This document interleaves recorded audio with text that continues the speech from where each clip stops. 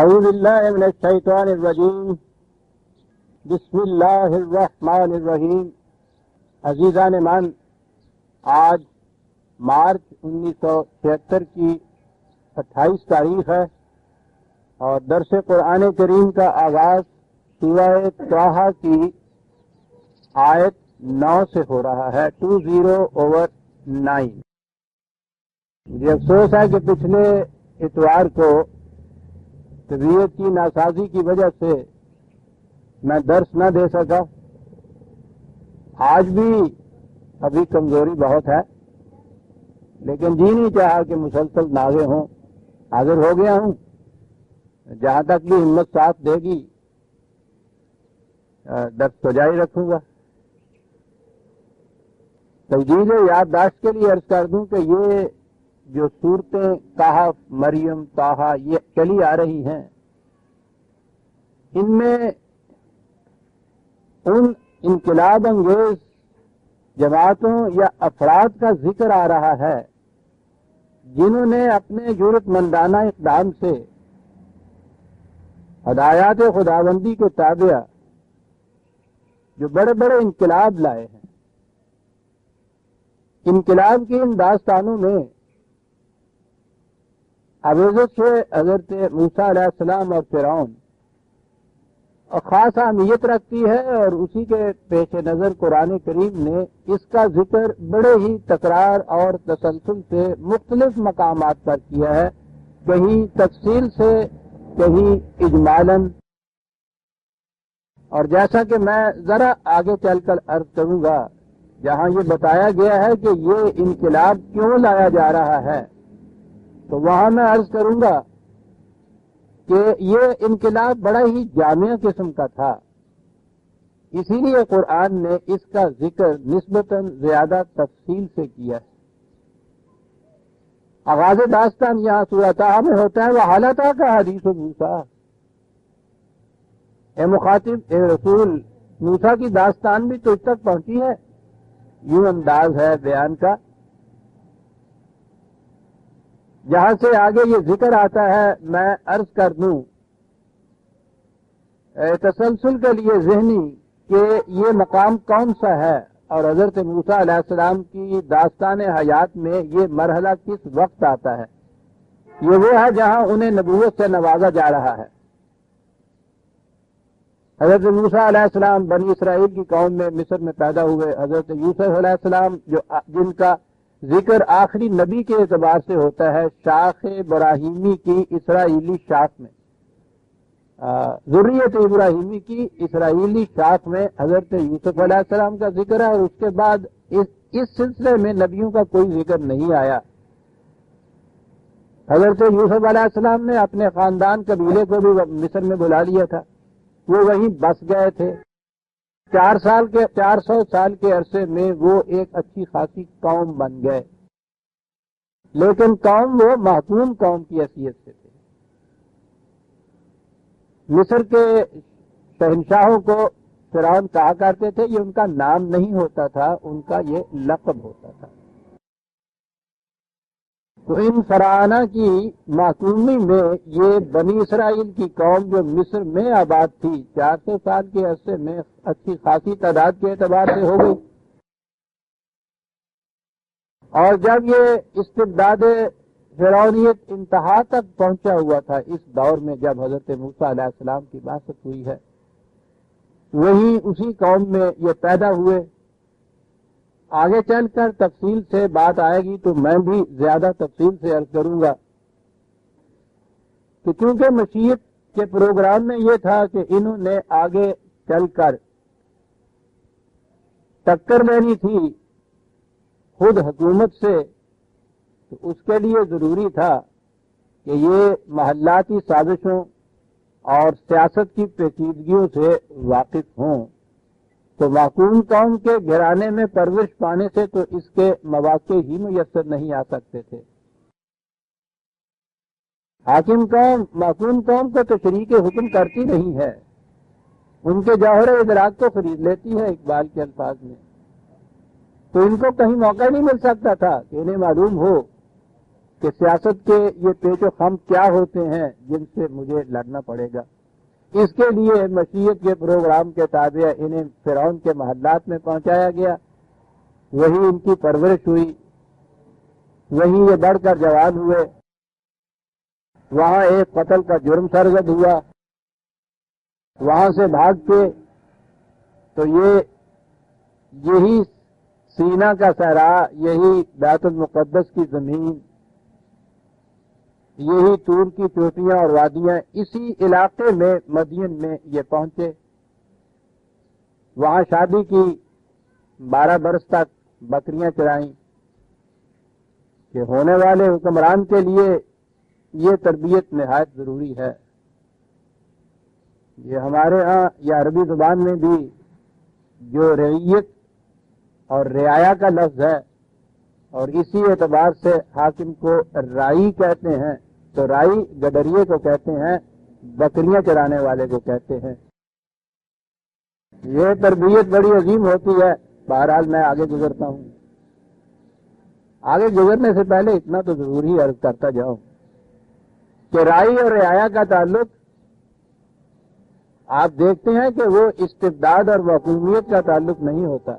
کوئی رائی یا کوئی گڈریا بھی اپنی بکری کو اپنے ہاتھوں سے ہلاک نہیں کرتا، وہ اسے ہر قسم کی ہلاکت اور نقصان سے بچاتا ہے، اس کی پرورش کرتا ہے. غلط راستے پہ چلتی ہے تو صحیح راستے پہ لے آتا ہے اس بکری کو. اس کی پرورش، اس کی تربیت، اس کی حفاظت، یہ ذمہ ہوتا ہے رائی کا.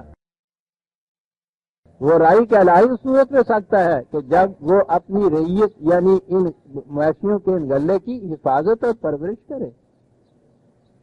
بڑی عجیب قوم تھی، اپنے لیے یہ الفاظ جو منتخب کیا کرتی تھی تو اس میں ہم دیکھتے ہیں بڑی گہرائی میں جاتی تھی. ایک ان پڑھ قوم جن کے ہاں حکومت کا ایک منظم تصور ہی نہیں تھا، اس نے بھی اپنے ہاں اگر حاکم اور رعیت رعایا کا تصور دیا ہے تو وہ رائی اور رعیت کے ذہن سے تصور دیا تھا. بہرحال وہاں بکریاں چرائیں. اس کے بعد اپنے اہل خاندان کو لے کر وہ پنجابی کا ہی لفظ آیا قبیلے سمیت، حالانکہ قبیلہ تو بہرحال ایک بڑا خاندان ہوتا تھا، لیکن وہ ہمارے یہاں سمٹ گیا. اب وہ بیوی کی حیثیت میں ہی سمٹ گیا ہوا ہے. قبیلہ جتنا ابھی کہنے ہیں نا پنجابی کے ہاتھ بیوی ہوں گی. وہ اپنے بال بچوں بلکہ اہل کے سمیت، معلوم نہیں اور بھی ساتھ تھے، وہ پھر وہاں سے چلے آ رہے ہیں. یہ نہیں قرآن نے بتایا کہ اس سفر سے مقصود کیا تھا، ان کی منزل کیا تھی. یہ راستے کا مقام آ گیا. سردیوں کا زمانہ ہے، جنگل کا مقام ہے، غالباً تاریک رات ہے، سرد بھی ہے. تو وہاں سے بات شروع کرتا ہے قرآن کے حل ادا کا حدیث موسیٰ. یہ مخاطب رسول صلی اللہ علیہ وسلم. موسیٰ کی داستان بھی تو اس تک پہنچی. بات شروع کی اذ رأى نارا فقال لأهلهم امكثوا انی آنست نارا لعلی آتیکم منها بقبس او اجد علی النار ہدی. دور سے انہوں نے دیکھا پہاڑی کے اوپر آگ ہے. میں نے عرض کیا ہے کہ یہ چیزیں جو ہیں عربی زبان میں ان کو آیت کہتے ہیں. وہ کسی اور حقیقت کی نشانی یا علامت ہوتی ہے. کہیں اگر آگ ہو تو اس سے علامت اس امر کی ہوتی ہے کہ وہاں کوئی انسان ہے. یہ غنیمت ہے میرا خیال ہے. وہ مشیت کو چونکہ مقصود تھا کہ یہ اس کا کارگاہ تباہی نہ ہو جائے، اس لیے اس نے حیوانات میں آگ جلانے کی صلاحیت رکھی نہیں ہے. یہ بندر تک کمبخت سب کچھ نقل مار کے کر لیتا ہے، مکڑی کو کہتے ہی اس کو ہے، لیکن آگ نہیں جلا سکتا. اگر انہیں کہیں آگ جلانا آ جائے تو پوچھو ہی نہیں کیا کچھ کر دیں گے، تو بسم ہو کے رہ جائے. یہ ساری آگ یہ کائنات کا سلسلہ کام اس کا بھی یہ قرہ عرض تو محفوظ ہی نہیں رہ سکتا. تو میں یہ کہہ رہا تھا کہ آگ آیت ہوتی ہے اس بات کی کہ وہاں کوئی انسان ہے. جیسے اگر کسی صحرا میں پرندہ آپ کو نظر آئے تو وہ اس امر کی نشانی ہوتی ہے کہ یہاں پانی ہے کہیں. صحرا کی تنہائیوں میں کتے کی آواز آئے تو ذہن میں آ سکتا ہے کہ کوئی بستی ہے. تو یہ چیزیں علامت بنتی ہیں کسی حقیقت کی. لفظوں میں ہی قرآن عجیب باتیں کہہ جاتا ہے. آگ دیکھی تو اپنے اہل خانہ سے کہا کہ تم ذرا یہیں ٹھہرو، میں جاتا ہوں، سردی ہے، یا تو وہاں سے کوئی آگ کا شعلہ لاؤں گا، یہاں آ کے پھر اس سے زیادہ آگ جلا لیں گے، الاؤ بنا لیں گے، اسے تاپ لینا. اور یا ایسا نظر آتا ہے کہ وہاں یہ کچھ راستہ بھول گئے تھے اور کوئی بتانے والا نہیں تھا. تو کہا کہ ہو سکتا ہے کہ وہاں کوئی راستہ بتانے والا بھی مل جائے. میں بھی عرض کروں گا، یہ عقل کا طریقہ کار قیاسی ہوتا ہے. وہ ان علامات سے حقیقت تک پہنچنے کی کوشش کرتی ہے. آگ دیکھی تو اس قیاس سے کہ وہاں کوئی انسان ہوگا، قیاسی طور پہ سمجھا کہ انسان ہوگا تو کہا کہ وہ شاید راستہ بتا سکے. یہ ساری چیزیں شاید کے تابع آتی ہیں. قیاس ہوتا ہے، منطق ہوتی ہے، لاجک ہوتا ہے، یہ فکری طریق ہوتا ہے حقیقت تک پہنچنے کا. قیاس غلط بھی ہو سکتا ہے کہ جہاں آگ روشن ہو، آگ جلانے والا وہاں سے کہیں اور چلا گیا ہو اور آگ سلگتی بھڑکتی رہ جائے. قیاس غلط ہو گیا کہ جہاں آگ ہو وہاں آدمی ضرور ہوتا ہے. آگ جلاتا تو وہ ہے، یہ ضروری نہیں کہ وہاں وہ ہو بھی. پھر یہ کہ وہاں اگر کوئی ہے تو وہ اس قابل بھی ہے یا نہیں کہ ہمیں راستہ بتا سکے. قیاس ہے کہ شاید راستہ بتا دے. ابھی میں عرض کروں گا کہ یہ شاید جو ہے یہ عقل کا طریقہ کار ہوتا ہے. اس کے پاس دوسرا طریقہ ہی نہیں ہوتا. ان قیاسات کی روح سے بھی عقل اپنے تجرباتی طریق سے، جسے ٹرائل اینڈ ایرر کہتے ہیں، آہستہ آہستہ ناکامیوں میں سے، نامرادیوں میں سے گزرتی ہوئی ایک فارمولہ لیا، اس پہ عمل کیا، صدیوں تک جیسا میں کہا کرتا ہوں ہڈیاں توڑوائیں، آگ اور خون کی خندقیں پھاندیں. اس کے بعد جا کے معلوم ہوا کہ نہیں یہ تو غلط تھا، صحیح طریق نہیں تھا. پھر دوسرا طریق لیا، پھر اس پہ چل نکلی. قرآن نے بات تو صرف یہی کہی ہے کہ انہوں نے کہا یہ کہ میں دیکھ رہا ہوں آگ ہے، میں جاتا ہوں، وہاں کوئی آدمی ہوگا تو ممکن ہے راستہ بھی بتا دے. یہ عقل کا طریقہ تھا. ابھی حضرت موسیٰ علیہ السلام وحی اور نبوت سے سرفراز نہیں ہوئے تھے. یہ مقام وہ ہے. وہاں سے آگے چلے، فلما آتا ہے، وہاں پہنچے، نودیا، آواز آئی، یا موسیٰ. قرآن کریم کے متعدد دیگر مقامات پر بھی اس واقعہ کا ذکر ہے. اور مقام پہ کہا یہی گیا ہے، پکارا گیا جسے ہم کہتے ہیں نا، نودیا. ہم ترجمہ یہی کہیں گے کہ آواز آئی، اے موسیٰ. اب اسے ابھی سے سمجھ لینا چاہیے کہ جب ہم اپنی زبان میں آواز آئی کہتے ہیں وہ خدا کی طرف اس انداز کی آواز نسبت نہیں کرنی چاہیے جیسے انسان کی آواز ہوتی ہے. آواز کے لیے یہ میٹیریل، مادی یا طبی یا فزیکل مشینری کی ضرورت ہے. آواز کے نکلنے کے لیے بھی، آواز کے دوسرے کان تک پہنچنے کے لیے بھی. اگر یہ راستے میں خلا کہیں ہو جائے، یہ ایئر نہ ہو، میری آواز آپ تک پہنچ ہی نہیں سکتی.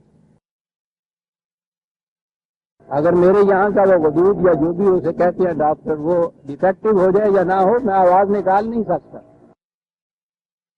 یہ تبھی چیزیں ہوتی ہیں. خدا کی آواز تبھی آواز نہیں ہو سکتی. یہ ہوتی کیا ہے، اسے وحی کہا جاتا ہے. اور خود عربوں کی زبان میں کہ جہاں رسول اللہ سے پہلے ابھی کوئی وحی والا ان کے ہاں آیا ہی نہیں تھا. صدیاں گزر گئی تھی، حضرت اسماعیل علیہ السلام کے بعد تو کوئی وہاں پیغمبر بھی نہیں آیا تھا، لیکن قوم ایسی تھی وہ تیز ذہن والی، انہوں نے اس کے لیے جو وحی کا لفظ اپنے ایجاد کیا، وضع کیا، تو اس میں آواز کا پہلو نہیں تھا، وحی کا اشارے کا پہلو تھا، اور اشارہ بھی لطیف اور تیز. کسی لطیف ترین تیز ترین اشارے کے لیے وحی کا لفظ آتا تھا، اور وہ اسی لیے تھا کہ اس میں آواز کا پہلو نہ نکلے. کس قدر دور رس تھی یہ قوم عزیزان نے، یعنی ہم ہیں کہ قرآن ہمارے سامنے ہے، وحی کا تصور دیا گیا ہے اس کے اندر، ویسے بھی فکری طور پہ علمی طور پہ زمانہ آگے چلا گیا ہے، لیکن آپ دیکھیں گے کہ ہم بھی جب یہ بات کریں گے حضرت موسیٰ علیہ السلام اور طور کی چوٹی کی ہم کلامی جسے کہتے ہیں، تو ذہن کے اندر ایسے ہی ہوتا ہے جیسے دو آدمی آپس میں آمنے سامنے بیٹھے باتیں کر رہے ہوں، آمنے سامنے نہ صحیح پس پردہ صحیح، لیکن ذہن میں تصور آواز ہی کا آتا ہے. ہمارے آواز آئی، جب ہم کلامی کہتے ہیں تو وہ کلام اسی طرح کا ذہن میں آتا ہے جیسے انسان باتیں آپس میں کرتے ہیں. خدا اور نبی کا یہ جو سلسلہ ہوتا ہے ہم کلامی کا، وہ انسانوں جیسا نہیں ہوتا. یہ ہوتا کیا ہے؟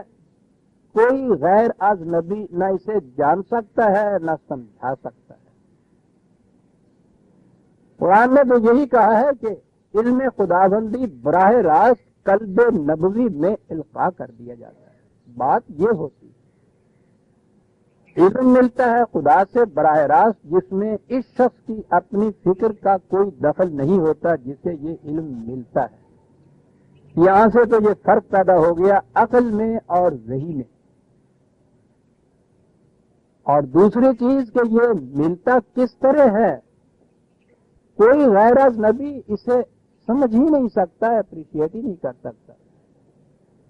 اور پھر اس کے بعد آج تو یہ بحث ہی ہمارے لیے بیکار ہوئی. اول تو جب تک نبوت کا سلسلہ جاری تھا اس زمانے میں بھی غیر از نبی تو اس کو سمجھ ہی نہیں سکتا تھا، لیکن اب تو نبوت کا سلسلہ ہی ختم ہو چکا، لہذا یہ بات ہی غلط ہو گئی.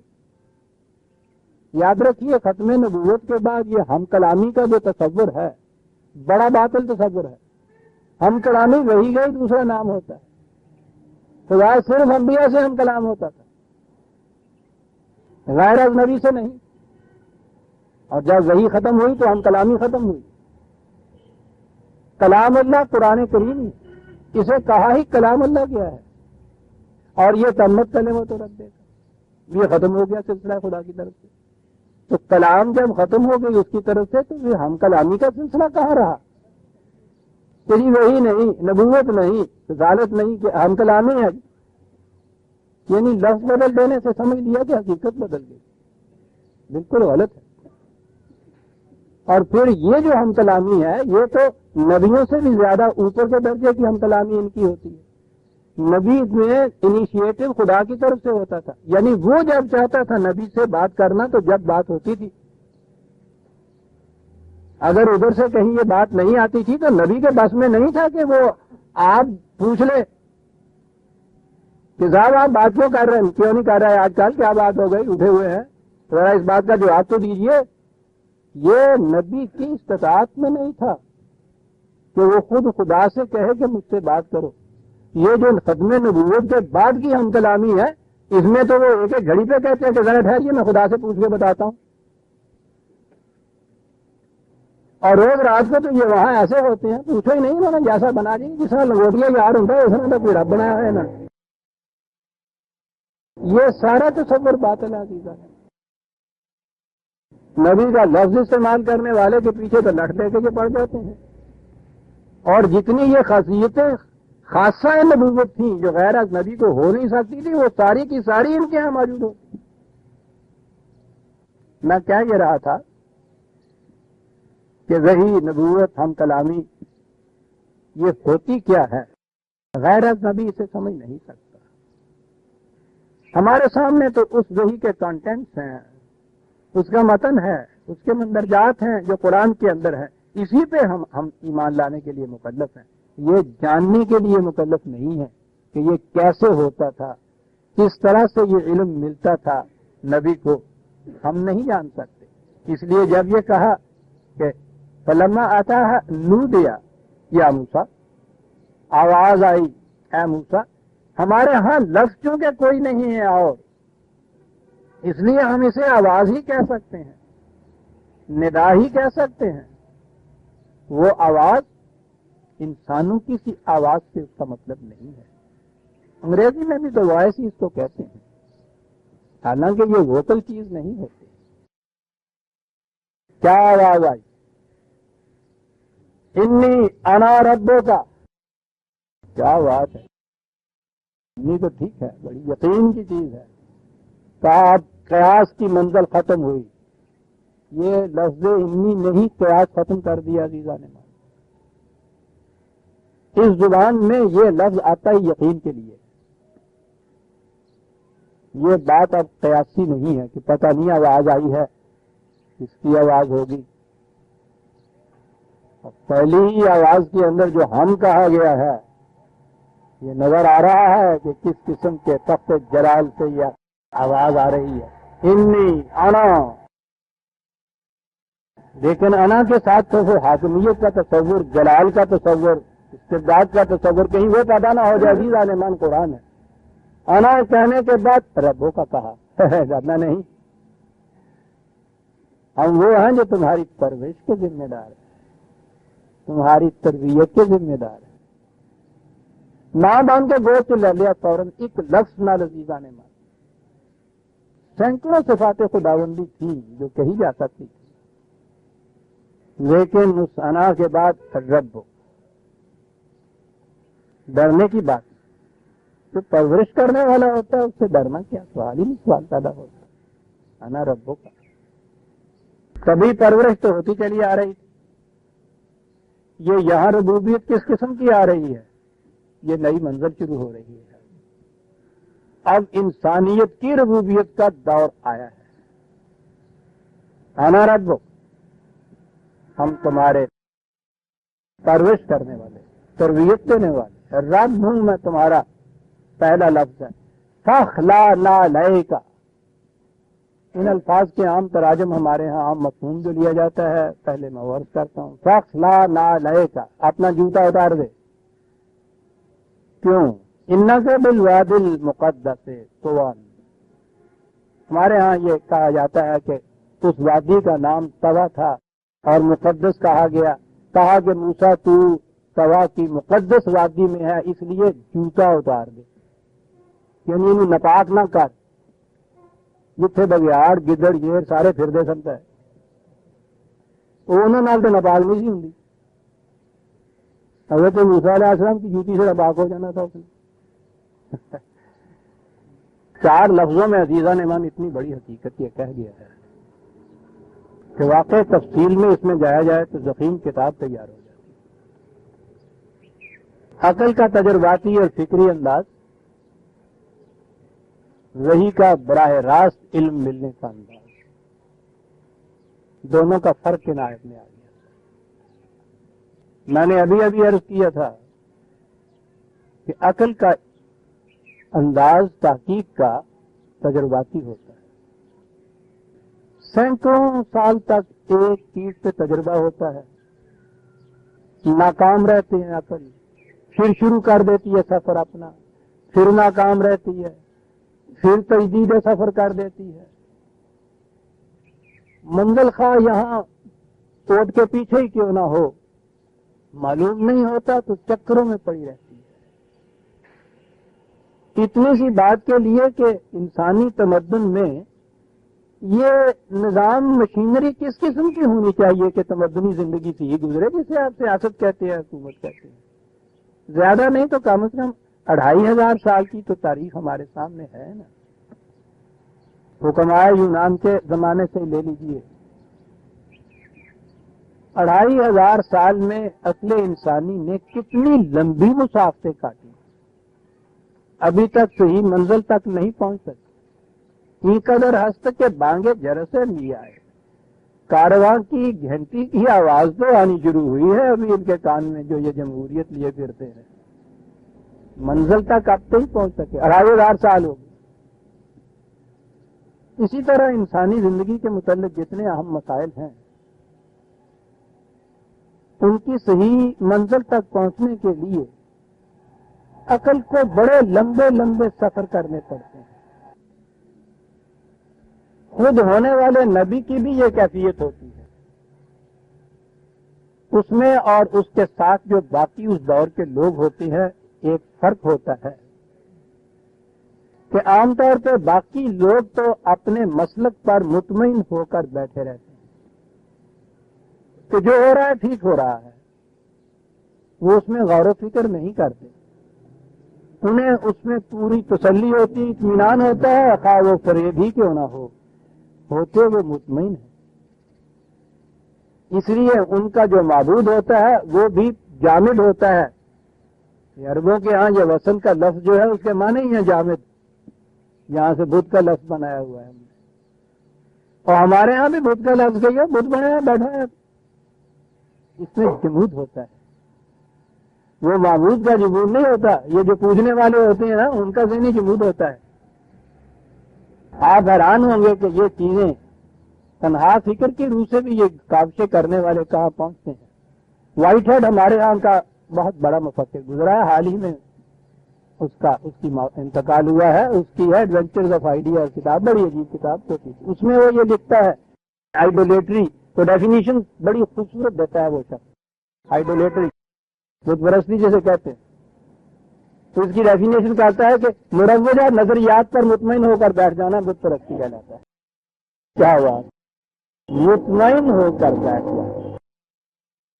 نبی مذہب پرست نہیں ہوتا، نبی بت پرست نہیں ہوتا، مطمئن ہو کر نہیں بیٹھ جاتا جو ہو رہا ہوتا، کوئی تڑپ ہوتی ہے، کوئی کاوش ہوتی ہے، تجسس ہوتی ہے، حیرت ہوتی ہے، حیرت کی انتہا پر۔ ہاں آؤں گا کبھی وہاں تو عرض کروں گا سدرۃ المنتہا جسے کہا ہے، آپ نے تو یہ لفظ تو سنے ہی ہوں گے، اور ان کے تصور ہمارے یہاں مروج تو عجیب چیز ہے۔ سدرہ انتہائی حیرت کے مقام کو کہتے ہیں، اور جب پھر اس کے بعد منتہا بھی ساتھ لفظ ہو تو پوچھو نہیں کہ وہ حیرت کا کون سا مقام آ جائے۔ نبی تلاش حقیقت میں سرگرداں پھرتا ہے، وہ مطمئن نہیں ہوتا کسی بات سے، ہر وادی میں جاتا ہے، ہر مرحلے سے گزرتا ہے، تلاش کرتا ہے، لیکن جو چیز ابھی خلاف حقیقت ہوتی ہے اس پہ مطمئن ہو کے نہیں بیٹھتا، اس کے اندر تو چیز ہوتی ہے جو اسے کہتی ہے کہ یہ بھی غلط ہے، یہ بھی غلط ہے۔ یہ جو سورہ کہف میں ہم نے دیکھا کہ حضرت موسیٰ علیہ السلام گئے اپنے آدم یا دوست کے ساتھ ایک مرد بزرگ کے پاس، وہ جسے ہم نے حضرت خضر علیہ السلام بنا رکھا ہے، اور وہاں اس سے کہا کہ میں آیا ہوں جو کچھ تمہارے پاس ہے اسے سیکھنے کے لیے۔ یہ نبوت کے بعد کی بات نہیں ہے، نبوت کے بعد تو نبی کو کسی کے پاس جانے کی ضرورت نہیں ہوتی، پھر تو دنیا بھر کے مفکر نبی کے پاس آتے ہیں۔ یہ زمانہ قبل از نبوت کا اضطراب، تحقیق اور کاوش تجسس کی جو تڑپ ہوتی ہے، یہ وہ ہے جو لیے پھرتی ہے نبی۔ یہ وہ حقیقت ہے جو نبی اکرم صلی اللہ علیہ وسلم کے متعلق قرآن کریم نے جہاں یہ چیزیں گھنائی ہیں کہ تو کس قبل از نبوت کس کیفیت کو لیے ہوئے تھا، پھر ہم نے کتنے انعامات سے تمہیں نوازا، اس میں یہ ہے وَوَجَدَكَ ضَالًّا فَهَدَىٰ۔ ہماری بدقسمتی سے جو اس کا ترجمہ بھی غلط ہوتا ہے، ضال کے معنی یہ گمراہ کرتے دیتے ہیں، ہم نے تمہیں گمراہ پایا تو ہدایت دی۔ نبی گمراہ نہیں ہوتا پہلے بھی، ضال کے معنی گمراہی کے نہیں ہوتے، ضال کے معنی ہے تلاش حقیقت میں سرگرداں پھرنے والا، جو مطمئن ہو کے بیٹھ جائے کسی میں ذریعہ کسی کے اوپر، سوال ہی نہیں کہ اس کو کوئی ہدایت مل سکے، جو آنکھیں بند کر کے بیٹھا ہوا ہے، سورج نکلے نہ نکلے، شمع روشن ہو بجھ جائے، اس کے لیے یکساں ہوتا ہے، وہ تو اس کی یہ تڑپ ہوتی ہے، اسی معاشرے میں سے یہ پیدا ہوتا ہے तड़प होती है उसके अंदर तलाश हकीकत की, मुतमईन होकर नहीं बैठता बातिल के ऊपर वो, लेकिन हकीकत है क्या वो नहीं उसको पता हो। ये हकीकत नहीं है इसका तो उसे इल्म होता है। ला इलाहा की मंजिल में से तो वो गुजरता है, उसे इल्लल्लाह का पता नहीं। ये जो मंजिलें होती हैं कबल अज़ नबूवत की, बड़ी दूर और दराज की राहें होती हैं, लंबी लंबी मुसाफतें होती हैं। वही उसी को लंबी मुसाफतों को लपेट और समेट देता है। फिर इस मुतलाशी हकीकत को ये लंबे लंबे सफर नहीं करने पड़ते। हकीकत का बराह रास्त इल्म मिलता है और यकीनी इल्म मिलता है, कयासी नहीं होता, ट्रायल एंड एरर का सवाल नहीं होता, तजुर्बाती तरीक नहीं होता। वो जो रिवील का लफ्ज है वो अनवील का लफ्ज है। हकीकत उस अपने आप को उसके सामने बेनकाब कर देती है, वो हकीकत को डिस्कवर नहीं करता और वो हकीकत होती है, इसलिए वो कयास नहीं होता। वो कयासात की रूह से जो लंबी लंबी मनाजिल में से गुजर कर कहीं पहुंचना था हजार साल के बाद, मैंने अर्ज किया कि वो लंबी मुसाफतें सिमट जाती हैं, लिपट जाती हैं, ये सफर उसके खत्म हो जाते हैं। आवाज आई कि मूसा हम तुम्हारे रब हैं, फखला नालैक जुत्ती ला गए थे हुन जरा निठ के बह जा मियां, हुन सफर के जमाने मुक गए थे। आहा, हमारे यहाँ तो आम गुफ्तगू में ये बातें कहते थे, जरा अहम बात करने वाला आगे खड़ा हो जाता था ना तो कहता तू कहने ना तू लोता है गल करना, जुटी ला के जरा आगे बह जाना निट के फिर गल कर की करना है। किन इस्तारों में बात करता है कुरान, उसने 1400 साल पहले के बद्दू को भी तो समझाना था, उसने न्यूटन को भी तो समझाना था, उसने आइंस्टाइन को भी तो समझाना था, उसने फलसफा और वही की का जो बेयन फर्क है उसको भी तो बताना था। और फिर मैं अर्ज करूं कि उसने बद्दू को भी समझाना था। क्या अल्फाज, फिलॉसफर को उसने समझाया। इकबाल ने एक फिक्रे में बात कह दी, वही करता क्या है, वही इकोनोमाइजेज ह्यूमन एफर्ट। अब ये इस इकोनोमाइज को भी मैं क्या तर्जुमा करूं। ये जो इंसान की लंबी लंबी मेहनतों के मसाफत तय होती है ना, इकोनोमाइज बड़ा खूबसूरत लफ्ज। ये शख्स की तो बलात 6 लेक्चर इतनी सी किताब है, हम आप क्या जाने इकबाल क्या क्या। पूछो यूरोप के फिलोसफरों से, वो इतने 6 या 7वां तो बाद में ऐड किया था, 30 लेक्चर भी उनको कहते हैं। एक ही किताब है नजर के अंदर, वो अंग्रेजी दुनिया भर के फिलोसफर में तहका मचा दिया वो। बड़ी सिमटाई हुई एक तनाज कंसंट्रेटेड फॉर्म जिसको कहते हैं ना, तो उसने ये कहा था कि वही करती क्या है, इट इकोनोमाइजेज ह्यूमन एफर्ट। बड़ा खूबसूरत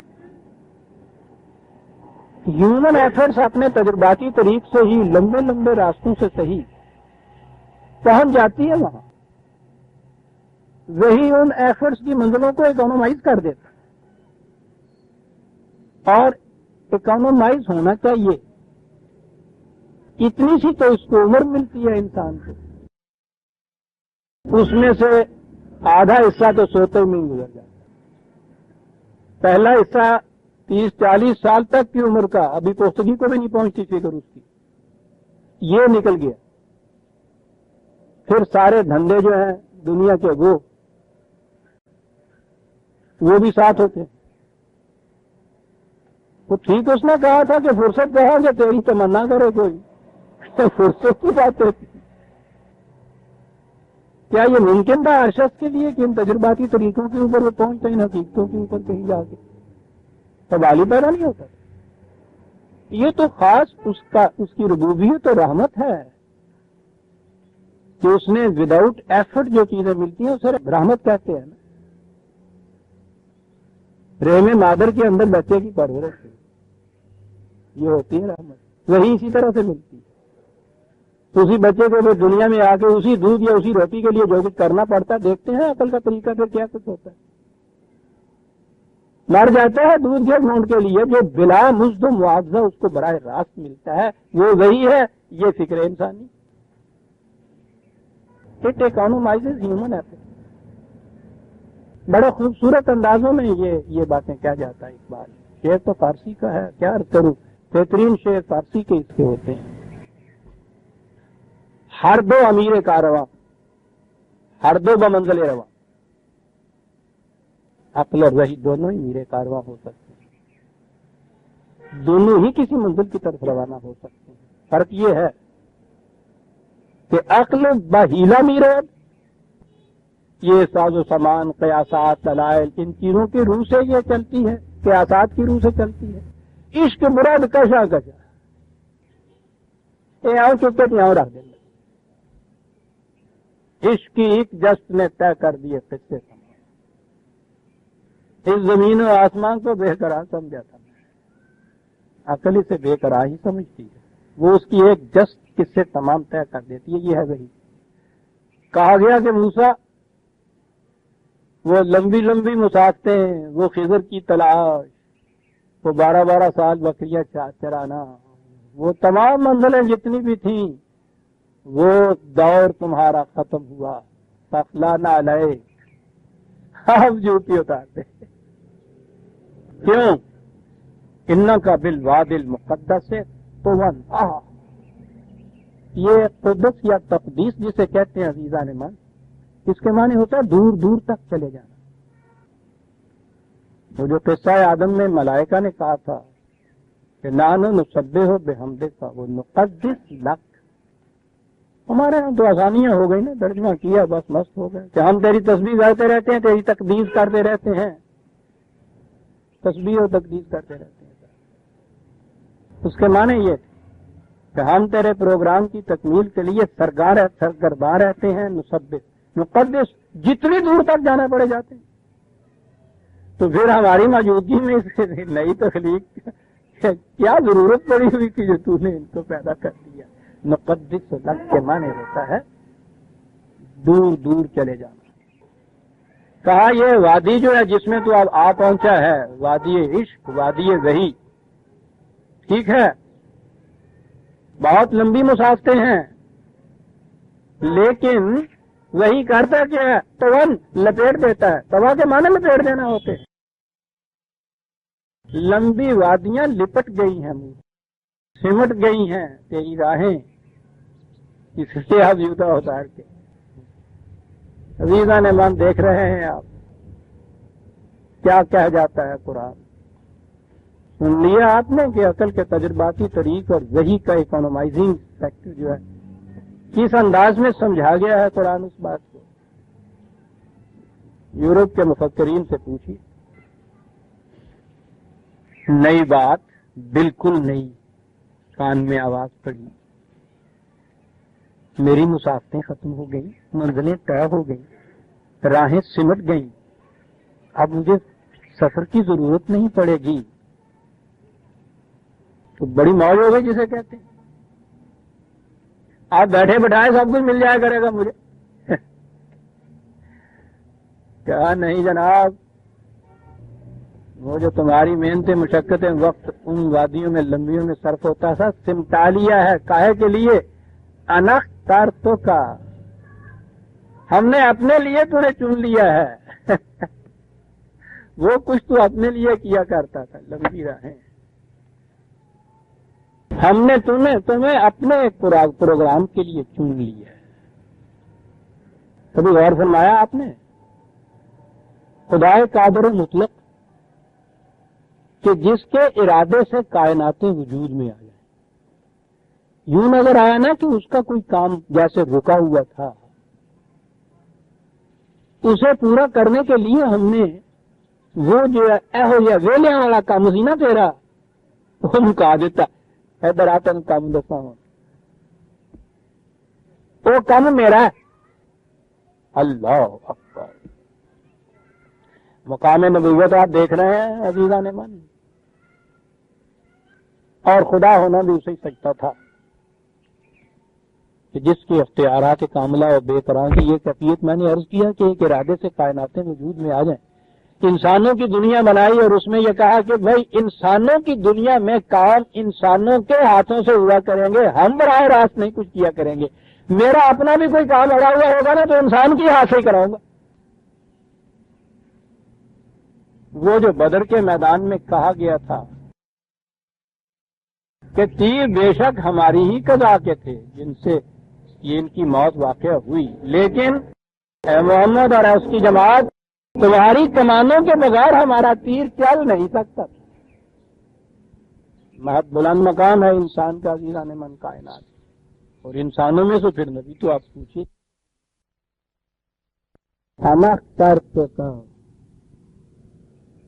تو ہمارے یہاں تو شاعری ہوتی ہے, خدا کی دین کا موسیٰ سے پوچھیے سوال اجیا پیاز لینے تو وہ بچپن میں جو کہا سنا کرتے تھے کہ وہ بادشاہ مر گیا کسی جگہ کا اور وہ دکان کا ولی عہد ملتا نہیں تھا.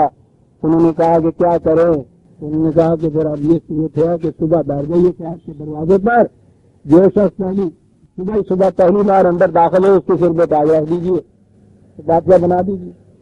تو پھر وہ آگے حقائق چلتی ہے کہ اس قسم کا بادشاہ بنا ہوا پھر وہ کیا بنتا ہے. بہرحال کچھ ایسا ہی تو سجر ہمارے ہاں نبوت کا بھی کچھ ہے کہ آگ لینے کو جائیں بہتری مل جائے. خدا کی دین کا موسیٰ سے پوچھیے گا, تو موسیٰ سے کیوں, دینے والے سے کیوں نہ پوچھیں.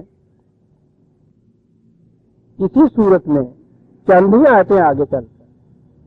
میں یہ 12ویں آیت پہ ہوں, 35ویں 36ویں آیت لے لیجیے. یہی صورت کا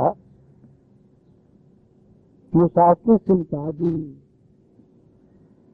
مشقتیں اکنومائز کر دی, چن لیا اپنے کام کے لیے, نبوت جیسے منصب پہ سرفراز کر دیا. جذبہ تشکر سے یقیناً سر نیاز جھک گیا, کہا کہ بڑا احسان کیا تم نے مجھ سے. تو ذہن میں یہی تھا کہ یہ پہلی بار ہے کہ مجھ پہ یہ احسان کیا گیا ہے. فوراً جواب آیا وَلَقَدْ مَنَنَّا عَلَيْكَ مَرَّةً أُخْرَىٰ. یہ سب پہلی بات نہیں ہے, اس کا سلسلہ تو بہت پیچھے سے چلتا ہے.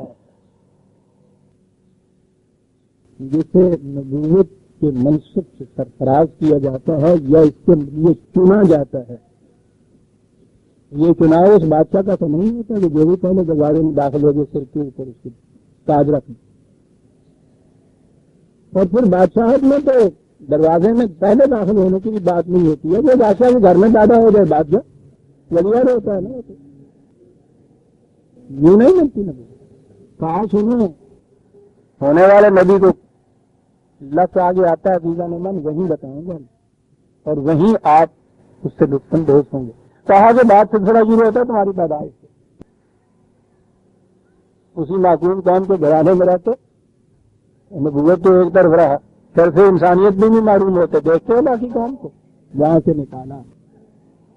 ساری سلسلے آئی, تیری ماں کی طرف حکم بھیجا کہ اس کو صندوق میں بند کرو, صندوق میں بند کیا, دریا میں بہا دو, دریا میں بہا دیا. بہن تیری کو کہا کہ پیچھے پیچھے دیکھتی چلی جا کہ کہاں جا رہا ہے, تاکہ تیری ماں بیچاری جو ہے سدمے سے بے ہوش نہ ہو جائے. وہ بادشاہ کے محلات والوں نے اس صندوق کو لیا, محلات میں پہنچایا. ان کے یہاں اولاد نہیں تھی, ان کے دل میں تمہاری محبت ڈال دی, انہوں نے تمہاری پرورش شروع کر دی.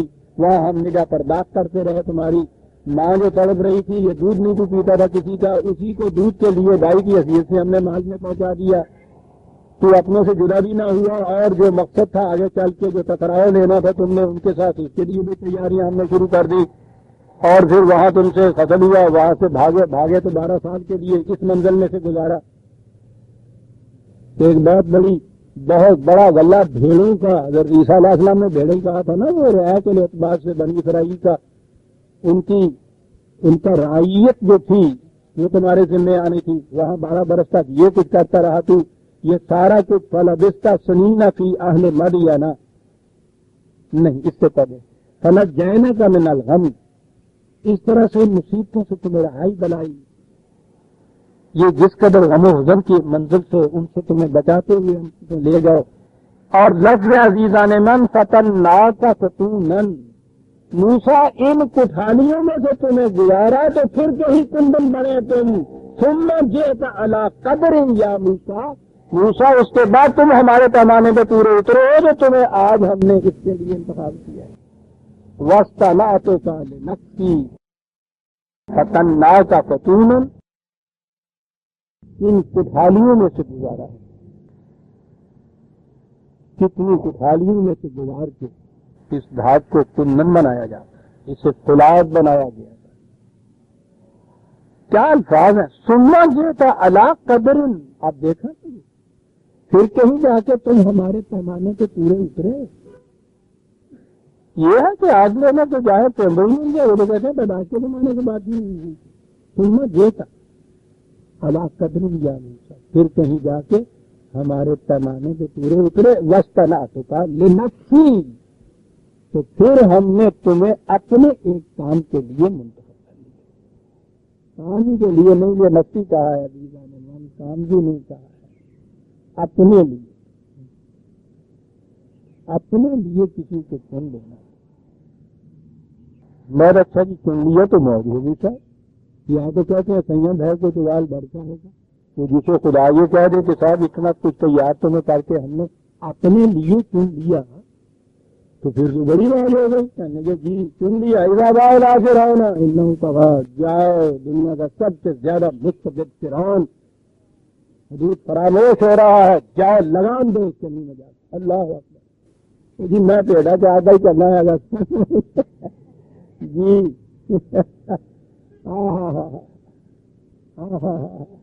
عزیزان من، جس کا مقام یہ ہوتا ہے کہ قیامت تک مان لو اس کا تو علیہ السلام جب تک نہ کہو ایمان نہیں آتا، جو اس مقام پہ کھڑا ہوتا ہے معلوم ہے کہ اس کا منصب کیا، فرعون کیا ہوتے ہیں، پہلی بار حکم دیا جاؤ فرعون کی طرف، بڑا سرکش ہو رہا ہے، لگام دو جا کے، یہ تیاریاں تو یہ، اور اس کے بعد ٹیسٹ تو یہ،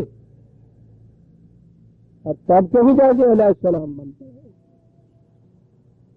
ایسے نہیں ہوتا کہ ان اللہ و ملائکتہ یصلون علی النبی، خدا اور اس کے ملائکہ درود و سلام بھیجتے ہیں، تہنیت و تبریک کے پھول نشاور کرتے ہیں، اور قیامت تک کے لیے کہا یا ایھا الذین آمنوا صلوا علیہ، تم بھی درود و سلام کے ساتھ کیوں یہ کرتے ہیں؟ بڑا کیا ہوتا ہے تو ہمارا اس کا ولی ایپ بنا ہوا تھا، ہم نے سارے گھر جانتے ہیں کہاں کر کے اللہ اکبر، پہلے تو تیاریوں کی یہ کیفیت کے پیدائش کے دن سے لے کے اس وقت تک کٹھالیوں میں سے گزارتے چلے گئے، اور جو پورا اترا ہے تو پھر یہ نہیں کہ ملوکیت کے عرش کے اوپر بیٹھنے بعد کے مرنے کے بعد تک چل اب شروع ہو، پروگرام ہے، اٹکا ہوا ہمارا کام ہے اسے کر، اور پہلا ہی حکم یہ ہے کہ جاؤ فرعون کی طرف، اور کسی غلط فہمی میں نہ رہنا، نہ ہوتا ہے بہت بڑا سرکش۔ عزیزان مان، انا اخترتک کا دیکھ لیا اس لفظ میں نے کہا فاستمع لما یوحی، بات بڑی اشاروں میں کہنے کی ہے، ذرا کان لگا کے سن، یہ عربی جاننے والے جانتے ہیں تمیز کیا ہو گیا ہے، اجتماع کیا چیز، سما اور اجتماع میں فرق جی، توجہ سے، دھیان لگا کے، خواہش سے، آرزو سے یہ سن کیا کہا جاتا ہے، سن لے، بات یہاں سے شروع ہوگی کہ اننی انا اللہ، سن لے، اقرار صرف ہمارا ہے، پھر یہاں انا اللہ ہے نا، اقتدار کی بات فرعون کے مقابلے میں بھیجا جا رہا ہے، اقتدار ہمارا ہوگا، لا الہ الا انا، ہمارے سوا کوئی صاحب اقتدار نہیں ہے، اس لیے پہلی بات تو خود اپنے لیے سن لے، فاعبدنی، معصومیت صرف ہماری اختیار کرنی، بنی اسرائیل کسی معصوم قوم کا فرد ہے، فرعون کی طرف بھیجا جا رہا ہے، چاہتے یہ کہ پہلے اپنے متعلق فیصلہ کر لے، تو کسی کا معصوم نہیں ہے، بغاوت کا اعلان تو یہیں سے کرا دیا فرعون کے خلاف، میں تمہیں حکمرانی نہیں مانتا، میں تمہیں صاحب اقتدار ہی نہیں مانتا. ٹکراؤ تو یہیں شروع ہو گیا. صاحب ادنی یہ ہے پروگرام کہ کوئی انسان کسی انسان کا معصوم نہیں رہے. قرآنیت کی ملوکیت میں آگے چل کے عرض کروں گا کیا کیا چیز کچھ باقی نہیں رہے گا. حکمرانی صرف خدا کے قوانین کی ہوگی. سوچیے کتنا بڑا یہ انقلاب ہے. اس انقلاب کے لیے سنیے پروگرام اقم الصلاۃ لذکری. صلاۃ قائم یہی ترجمہ ہے. اور نیچے جب مفہوم سمجھایا تو کہا کہ نماز پڑھو. فرعون بہت زیادہ ثابت ہو گیا ہے, سرکش ہو گیا ہے. انسان انسانوں کے معصوم ہو رہے ہیں. خدائی اقتدار کہیں دنیا میں نہیں باقی رہا. جاؤ انسانوں کے اقتدار سے چھڑاؤ. فرعون کے استبداد کو ختم کرو. ابھی میں عرض کرتا ہوں فرعون ہی نہیں اکیلا, آگے بات آتی ہے. پروگرام اس کے لیے کیا تجویز کیا جا رہا ہے. کیا کرو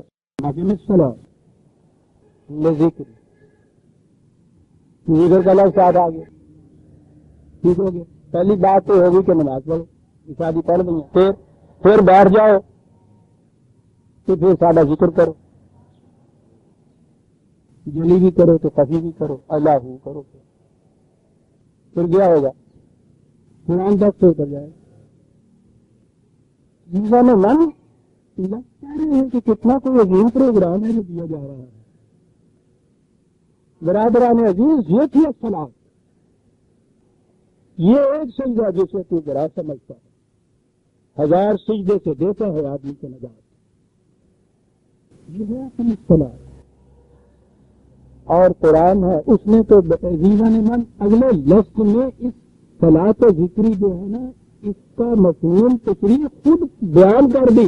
الساعۃ آتیۃ انقلاب آنے والا. انقلاب تمہارے ہاتھوں سے آنا. اور صلاۃ و ذکری کا ترجمہ کر دیا, تشریح کر دی. اسباب کیا ہے. اور آگے پھر وہ بات کر دی کہ اس کے لیے پھر بیٹھے ہوں گے کلاس پر غور کرنے کے لیے. بلکہ یہاں تو آپ کہیے کہ دنیا کے سائنسدان سیاست دان بھی بیٹھے ہوں گے, نفسیات کے علماء بھی بیٹھے جائیں گے. کیا کہا ان الساعۃ آتیۃ انقلاب آ رہا. کہاں تھا جو آ رہا.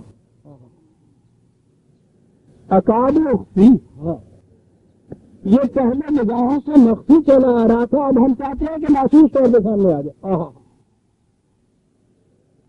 یہ ہے وہ حقیقت جسے میں نے کہا ہے کہ دنیا کے بڑے بڑے سیاست دان نہیں, فلاسفر اور نفسیاتی علماء اس کو اپریشیٹ کریں گے. انقلاب راتوں رات نہیں آ جائے گا. فساد تو راتوں رات چھوڑ کے چلوں میں رونما ہو جائے. ماچس لگاؤ فساد میں.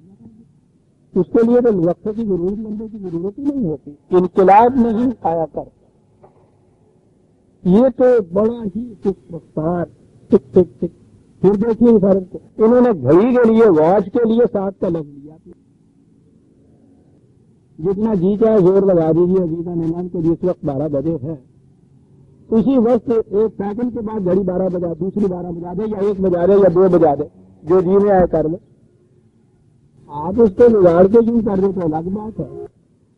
گھڑی تو نہیں یہ کرے گی. اس نے تو 1 چکر سیکنڈوں کا پورا کرنا ہے.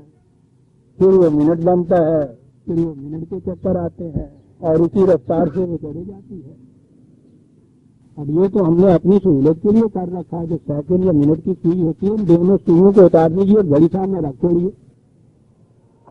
دیکھتے جائیے عمر بھر اسی رفتار نظر ہی نہیں آتی ہے. اب جو چل رہی ہوتی ہے جسے انقلاب کہتے ہیں. کیا الفاظ ہیں اپنی زبان کے. زبان کے اعتبار سے اس کی تضاد میں ہوتا ہے. کسی چیز کا مخفی رہنا اور اس کے بعد نمود میں آ جانا. دوسری جگہ اس کی تشریح ذرا اور واضح الفاظ میں کر دی. اگلی آیت ہے سورہ انبیاء نہیں 21 سورت 11-12 آیت. بات شروع کرتا ہے وَكَمْ قَصَمْنَا مِنْ قَرْيَةٍ كَانَتْ ظَالِمَةً وَأَنشَأْنَا بَعْدَهَا قَوْمًا آخَرِينَ. بات پہلے یوں شروع کر رہا تھا. بڑا عجیب انداز یہ ہوتا ہے کہ اینڈ جو ہوتا ہے اسٹوری کا اس کو پہلے بیان کیا جائے پھر اسٹوری کو ابتدا سے بیان کیا گیا. آپ دیکھتے ہیں آج کل یہ انداز کیسا ہو رہا ہے, یہ قرآن کا انداز ہے. کتنی ظالم قومیں تھیں جن کا ہم نے تختہ اکھیڑ کے رکھ دیا اور ان کی جگہ دوسری قوموں نے لی اور آگے بات چلاتا ہے. تمہاری محسوس نگاہوں نے تو یہی دیکھا کہ کل تک یہ قوم برسر اقتدار تھی, یہ حاکم تھا اور کسی نے حملہ کیا یا نیچے سے کوئی انقلاب اٹھا اور اس کے بعد انہوں نے اس کو الٹا کر رکھ دیا اور دوسرے دن صبح شب یہ کچھ ہو نہیں کرتا. یہ بات نہیں ہے. یہ تو غیر محسوس طور پر یہ عناصر کام کرتے چلے آ رہے ہوتے ہیں, کسی کو پتہ بھی نہیں چلتا. خاص طور پر جن کا تختہ الٹ جانا ہوتا ہے ان کو احساس ہی نہیں ہوتا, وہ بدمست ہوتے ہیں اپنی قوت کے نشے میں. پھر فلما احسوا بأسنا, جب یہ ہماری گرفت جو ہے وہ محسوس طور پر ان کے سامنے آئی, وہ جن کا تختہ الٹ رہا تھا, محسوس طور پہ جب سامنے آئی. اس کے معنی ہے کہ اس سے پہلے غیر محسوس طور پہ آ رہی تھی. تو دیر لگے بھاگنے اس سے, نادر گزور کیا بات ہے, یہ اور بات ہے آئی, بھاگ رہے ہیں. ہمارے قانون مقاصد میں پیچھے سے آواز دی, کہاں بھاگ رہے ہو, بھاگ نہیں سکتے. ورجعوا الی ما اترفتم فیہ, لوٹو واپس آؤ انہی محلات میں کہ جن کی رنگینیاں غریبوں کے خون ناحق کی رہی نہ کریں. آؤ لعلکم تسألون, آؤ وہی مرکہ کے اوپر کہ تم سے پوچھا جائے کہ یہ کس کی محنتیں تھی جن کو یہ سب کچھ بنا. میں بات احسو کہہ رہا ہوں قرآن کی روح سے. انقلاب غیر محسوس شکل میں تو پتہ نہیں کب سے چلا ہوا ہو. منہا سے لا تشعرون کہتا ہے, ان راہوں سے آ رہا ہوتا ہے جو تمہارے شعور میں بھی نہیں ہوتی. ان الساعۃ آتیۃ اکاد اخفیھا, غیر محسوس غیر مری انقلاب جو آ رہا تھا اب ہم چاہتے ہیں کہ وہ محسوس طور پہ سامنے آ جائے, اس کے لیے تمہیں بھیجا جا رہا ہے. غیر محسوس طور پہ تو ہمارے ہی جو کائناتی قوانین تھے ان کے لیے بھی کچھ ہو رہا تھا. محسوس طور پر انسانوں کے ہاتھوں سے ہونا تھا. کیوں انسانوں کے ہاتھوں سے ہونا؟ اگر یہ بھی اسی طرح سے ہی اس انداز سے غیر مری طور پہ ہو جائے تو انسانوں کی کوئی جماعت بھی یہ پھر حوصلہ نہ کرے کہ ہم نے الٹانا ہے. بتایا یہ انسانوں کے ہاتھوں سے کرا کے ہر دور کے انسانوں کو کہ تم نے کرنا ہے, یاد رکھو. اس انتظار میں نہ رہنا کہ ہم ہی کر دیں گے سب کچھ. ہے لیجیے گا بات سامنے آگے جو یہاں تک ہو رہی تھی. تو یہ انقلاب کیا ہے, فرعون کی فرعونیت کیا کر رہی تھی, یہ کیوں لایا جا رہا ہے, کیوں تختہ الٹا جا رہا ہے. غور سے سنیے عزیزان ایمان, آج خاص طور پہ یہ بات اچھی طرح سمجھ میں آئے گی. کہا اس لیے لایا جا رہا ہے لِتُجْزَىٰ كُلُّ نَفْسٍ بِمَا تَسْعَىٰ, تاکہ ہر شخص کو اس کی محنت کا پھل مل سکے, کوئی دوسرا نہ لے جائے. دنیا کا عظیم ترین انقلاب جسے آویز سے حضرت صاحب ضرب کلیم فرعون کہا جاتا ہے, اس کے لیے تیار کیا جا رہا ہے ایک انقلابی کو ساری کٹانیوں میں سے گزار کے. کہا جا رہا ہے کہ ہم نے تمہیں چنا ہے اپنے کام کے لیے. کام کیا ہے؟ تمہارے ہاتھوں سے ایک انقلاب آنا ہے. تجھے کاہے کے لیے آنا ہے, ہوگا کیا؟ اس لیے آنا ہے کہ کوئی کسی کی محنت کا پھل کھسوٹ کر نہ لے. اس لیے یہ انقلاب لا. یہ ہے جی ماحصل سارے انقلاب. اگر صورت یہ ہے کہ محنت کشو کی محنت کا پھل اب کوئی ایک لیتا ہے, اس نے تختہ الٹ لیا, اس نے لینا شروع کر دیا, یہ تو فساد ہے, یہ تو انقلاب اس کو کہتا ہے. میں عرض کہہ رہا ہوں عزیزہ مہمان, اگر یہ 4 لفظ ہمارے ہاں موتیں بن جائیں نا تو یہ جتنی باتیں ہو رہی ہیں ساری ختم ہو سکتی. یہ جو ہے نا لِتُجْزَىٰ كُلُّ نَفْسٍ بِمَا تَسْعَىٰ, آپ دیکھیں گے قرآن میں جہاں جہاں صحیح مشہور کہا ہے قرآن میں, اس کے معنی ہوتے ہیں بھرپور نتائج پیدا کر دینا کوششوں میں. ویجز کا سوال نہیں ہے قرآن کی, اجرت مقرر کرنے کا سوال نہیں. اجرت تو وہ جو محنت لے کراتا ہے وہ مقرر کرتا ہے نا. یہاں تو ماتسا جو ہے وہی اس کا حل ہو. اور اس میں خود ہی قرآن میں اسی صورت میں، عجیب بات ہے یہ، اسی صورت میں ہی ہے، اسی صورت میں آگے چل کر جی ہاں اس کی تشریح کر دی کہ یہ جب انقلاب آ جاتا ہے وَمَن يَعْمَلْ مِنَ الصَّالِحَاتِ وَهُوَ مُؤْمِنٌ، اقدار خداوندی پہ ایمان اور پھر اعمال صالح، تو اس کا نتیجہ کیا ہوتا ہے؟ سنیے عزیزان، کیا نتیجہ ہوتا ہے؟ فَلَا يَخَافُ ظُلْمٌ وَلَا حَظْمًا، اس کو سلب و نہب اور ایکسپلائٹیشن کا ڈر نہیں رہتا. 20/112 20/112 ظلم اور حزم دو لفظ. نہ تو اس کا ڈر رہتا ہے کہ جو اس کا صحیح مقام ہے اسے نہیں ملے گا، اسے ظلم کہتے ہیں. نہ یہ ہوتا ہے کہ اس کی محنت کا ناصل کوئی دوسرا حزم کا لگ جائے تو آ گیا ہے. وہ کزالے کا انزل نہ ہو قرآن نہ ربی، یعنی اس مقصد کے لیے تو قرآن اتارا رہا ہے. بات پھر وہی چلے گی. ان الساعۃ آتیۃ اکاد اخفیھا لتجزی کل نفس بما تسعی. یہ انقلاب سب سے بڑا انقلاب کیوں کہا گیا ہے؟ یہ جو ظلم اور حزم والی، سلب اور نحب والی، ایکسپلائٹیشن والی دنیا میں قوتیں یا نظام یا ادارے یا انسٹیٹیوشنز ہیں، تفصیل ان کی سینکڑوں ہو، لیکن اصولی طور پہ 3 شقوں میں تقسیم ہوتا ہے. ملوکیت، حکمران. حکمران کرتا خود کو پرویز کچھ نہیں کرتا، اس کی عجیب صورت ہوتی، دوسروں کی محنت کو طلب کرتا ہے اور پھر ان پہ ڈنڈا بھی چلاتا ہے. عزیزان من، یہ ملوکیت قرآن نے اس لیے حرام قرار نہیں دی کہ اس میں ایک شخص بادشاہ ہو جاتا ہے پھر اس کا بیٹا بادشاہ ہو جاتا ہے.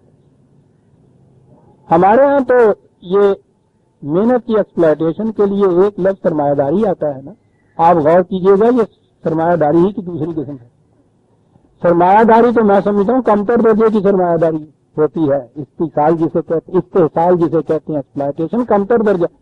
سرمایہ دار کو سرمایہ تو انویسٹ کرتا ہے نا، روپیہ تو کچھ لیتا ہے نا، روپیہ تو انویسٹ کرتا ہے.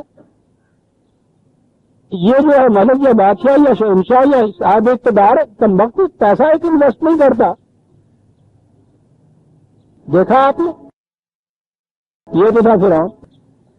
دوسرا طبقہ قرآن نے کہا تھا حامان، یہ مذہبی پیشوائی ہے. ملوکیت کی بدترین شکل، یہ میں نے پہلے کہا ہے کہ سرمایہ داری کی بدترین شکل وہ ملوکیت، اس سے آگے چلیے. ملوکیت کی بدترین شکل مذہبی پیشوائی ہے. بادشاہ یا حاکم کا اقتدار جسموں پر ہوتا ہے صرف. یہ وہ طبقہ ہے جس کی حکمرانی قلوب اور اذہان پہ ہوتی ہے، دل اور دماغ پہ ہوتی ہے، روح کے اوپر ہوتی ہے.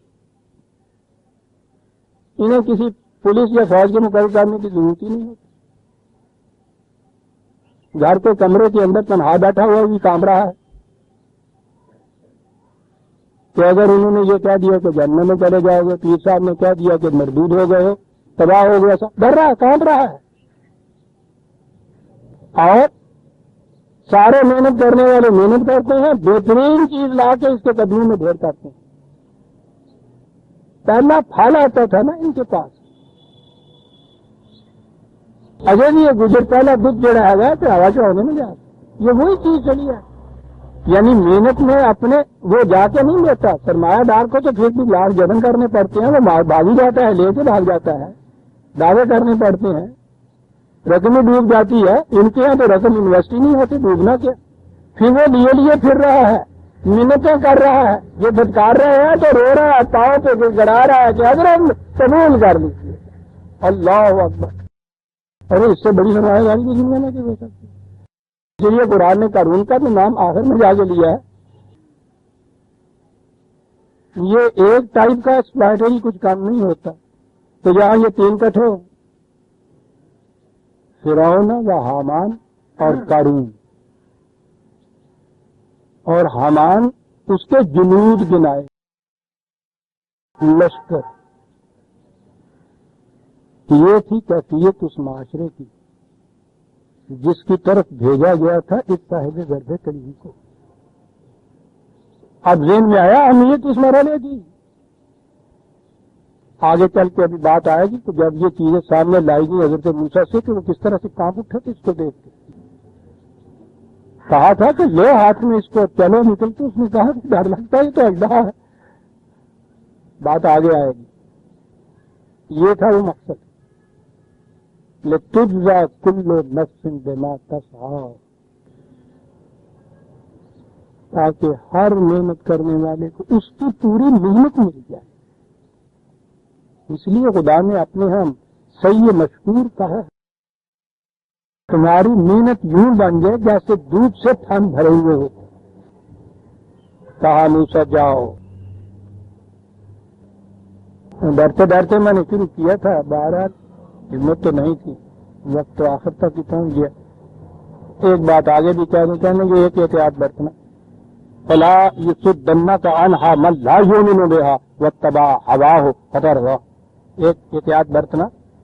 ساتھی تمہیں چاہیے گے، ایسا ساتھی جو اپنے مفاد کو ترجیح دے اسے نہ ساتھ رکھنا. وہ اتنا ہی نہیں ہوگا کہ خود ہی ڈوبے گا، یہ سب دونوں کا تیرے راستے میں رکاوٹ بن جائے گا، مصیبتیں پھنس جائے گا. بس ایک ہی احتیاط تو میں کہتا ہوں برت لینا، بس باقی سب ساتھ چل. ایسے تو ساتھ نہ رکھنا. فتردی، خود تو ہلاک ہوگا جس سے دنوں تیرے راستے میں روک بن کے کھڑا ہو جائے گا. ایسا نہ کرنا. سمجھ لی بات؟ لے لیا پروگرام؟ جی لے لیا پروگرام. اور پھر وہ آگے بات چلتی ہے جسے ہم کہتے ہیں کہ پوچھا کہ موسیٰ تیرے ہاتھ میں کیا ہے؟ یہ سوتا ہے میرا کی کرنا میں پتے چڑھنا. ہاں ہم سورہ طٰہٰ کی آیت 17 تک آ گئے. عزیزان من، آیت 18 سے ہم اگلے درس میں لیں گے. ربنا تقبل منا انک انت السمیع العلیم.